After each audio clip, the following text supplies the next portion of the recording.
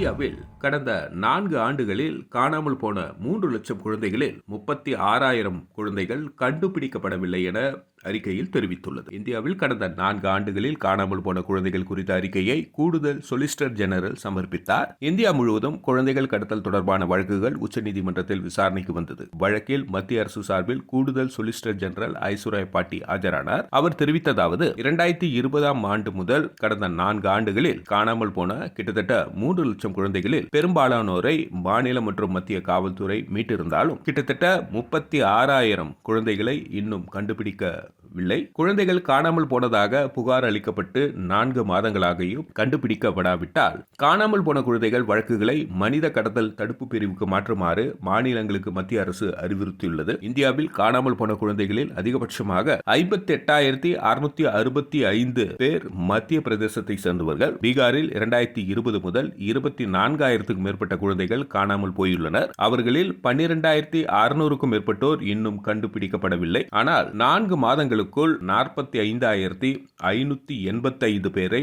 மீட்கப்பட்டுள்ளனர். தில்லி, பஞ்சாப், நாகாலாந்து, ஜார்க்கண்ட், தமிழ்நாடு, மேற்கு வங்கம், ஜம்மு காஷ்மீர், ஆந்திர பிரதேசம் ஆகிய மாநிலங்களில் காணாமல் போன குழந்தைகள் மற்றும் கண்டுபிடிக்கப்பட்ட குழந்தைகளின் எண்ணிக்கை தொடர்பான தரவுகளை அம்மாநில அரசுகள் வழங்கவில்லை என்று